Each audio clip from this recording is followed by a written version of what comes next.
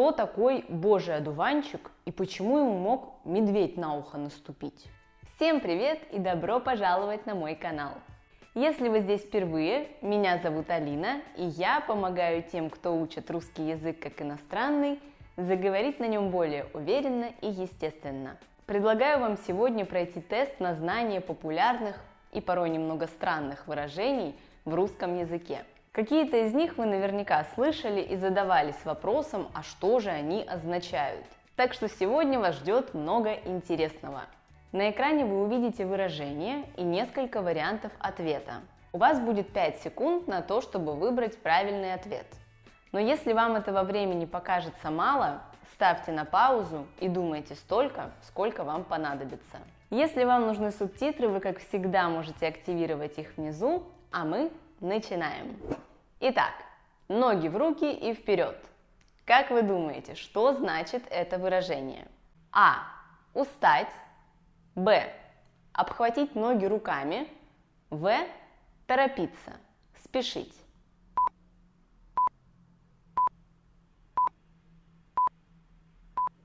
И правильный ответ В. Торопиться, спешить. Например, вы наводите порядок дома, устали и решили немножко отдохнуть. Осталось совсем чуть-чуть, и уборка будет закончена. Поэтому, пытаясь встать с дивана, вы сами себе говорите: так, ладно, отдохни еще 5 минут, а потом ноги в руки и за работу. Чем быстрее освобожусь, тем быстрее смогу нормально отдохнуть. Как вы могли заметить из примера, фразу «ноги в руки и вперед» можно сократить до «ноги в руки». То есть не обязательно говорить «и вперед».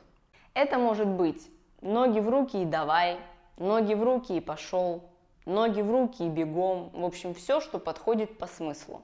2. Зуб даю. Для чего человек может предлагать вам свой зуб? В переносном смысле, разумеется. Мы не вырываем себе зубы, чтобы подарить их кому-то. Чтобы проявить таким образом уважение, чтобы доказать, что он говорит правду, чтобы убедить в том, что при выполнении какой-то задачи он вас не подведет.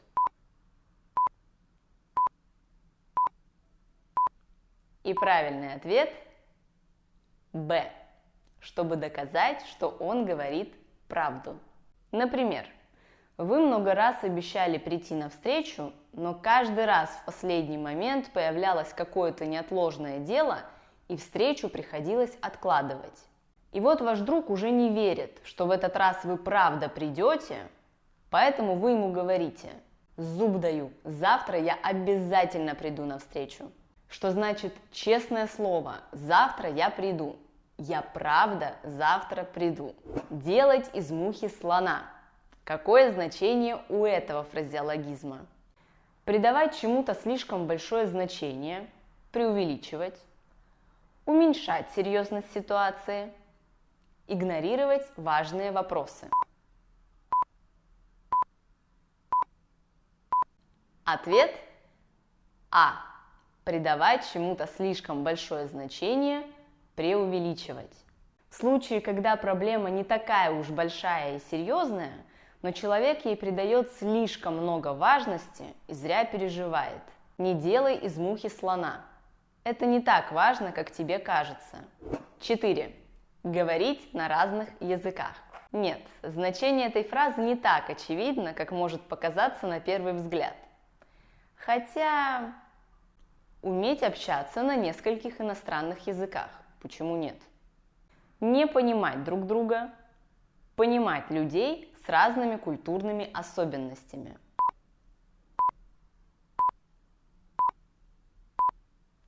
Ответ Б. Не понимать друг друга. Так мы говорим, когда осознаем, что совершенно по-разному смотрим на один и тот же вопрос или проблему и никак не можем друг друга понять. Я думаю, этот бессмысленный спор можно прекратить. Ясно же, что мы говорим на разных языках. Мы не понимаем друг друга. Что означает выражение «ходить вокруг да около»?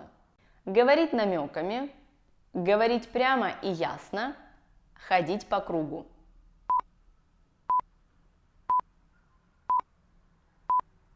Ответ забыла. Ответ А. Говорить намеками, избегать прямого ответа или решения. Что ты ходишь вокруг да около? Говори прямо. Скажи как есть, а не заставляй меня додумывать. А как думаете, что значит тянуть время? Пытаться что-то сделать быстрее, долго раздумывать, медлить, не откладывать дела на потом.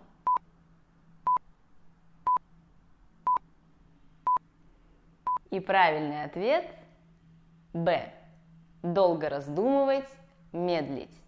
К примеру, она не успела закончить работу, поэтому попросила свою коллегу потянуть время при разговоре с начальником, чтобы выиграть лишние несколько минут.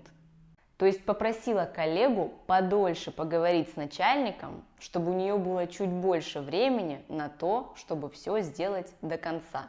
А кого, по вашему мнению, называют Божьим одуванчиком? Невинного и чистосердечного человека, непрактичного человека, человека, который постоянно попадает в неприятные ситуации, но ему удается избежать негативных последствий.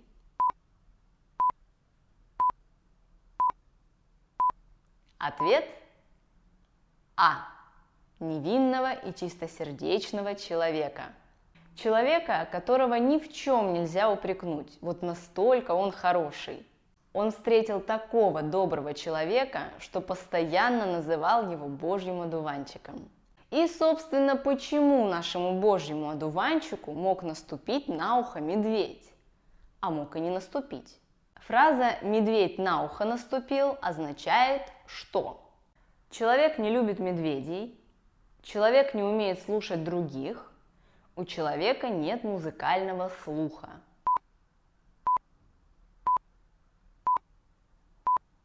Правильный ответ В. Так мы говорим про людей, у которых нет музыкального слуха, которые не умеют петь. У нее есть много талантов, но как только дело доходит до пения, с первой ноты становится ясно, что ей медведь на ухо наступил. 7 пятниц на неделе. Что может означать вот это выражение? Когда быстро проходит время, когда часто меняются решения или планы, когда есть много дел и обязательств. Ответ Б. Когда часто меняются решения или планы. Так чаще всего говорят про человека, у которого постоянно меняются планы, и, как правило, с негативным окрасом.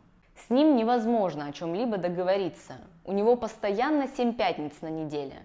Да что ж такое, опять 7 пятниц на неделе? Давай уже определимся, когда мы встретимся. Когда мы вроде договорились, но в последний момент снова что-то поменялось, и снова пришлось менять дату встречи. А теперь вешать лапшу на уши. Что же это значит? Обманывать или вводить в заблуждение человека, угощать кого-то лапшой, говорить только правду.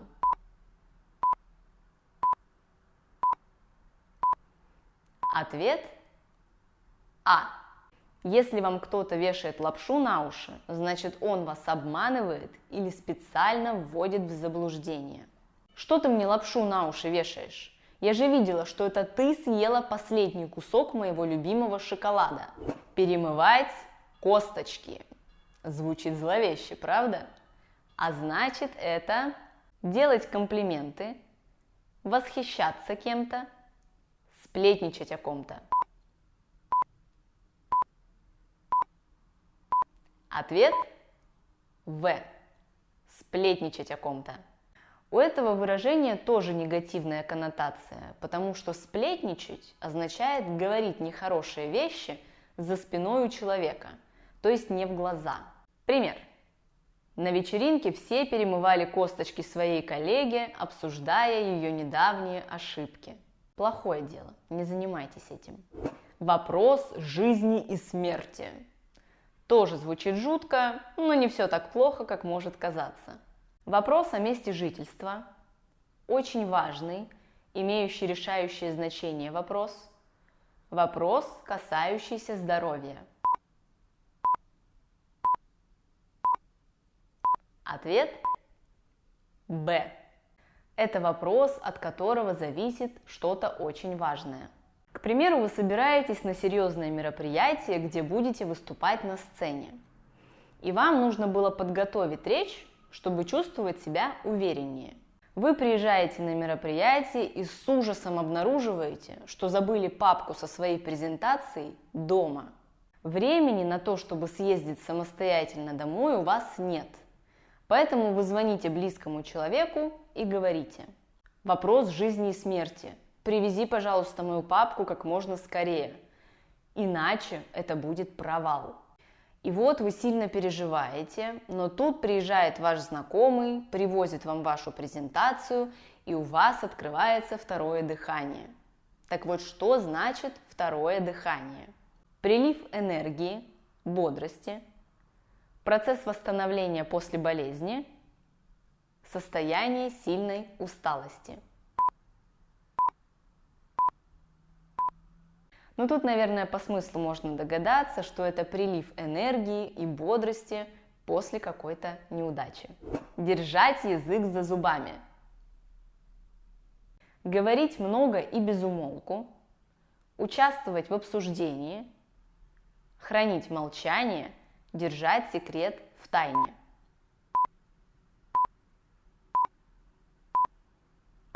Ответ В. Хранить секрет и никому о нем не рассказывать. Когда его спросили о новом проекте, он решил держать язык за зубами, чтобы случайно не раскрыть секреты команды. И последнее выражение «руки не доходят». Что же за выражение такое? Так говорят, когда некогда, нет времени, чтобы что-то сделать, не знают, как выполнить задачу, не видят смысла в ее выполнении.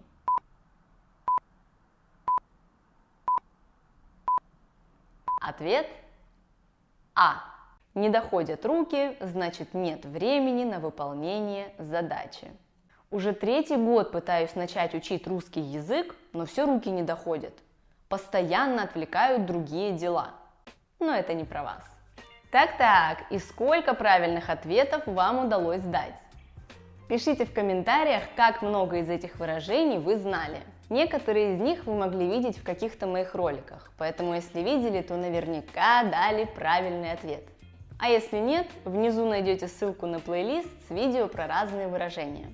Подписывайтесь на канал, если еще не подписаны, ставьте лайк на видео, если оно вам понравилось и было полезным, а я с вами прощаюсь. До скорого и благодарю за просмотр. Пока-пока!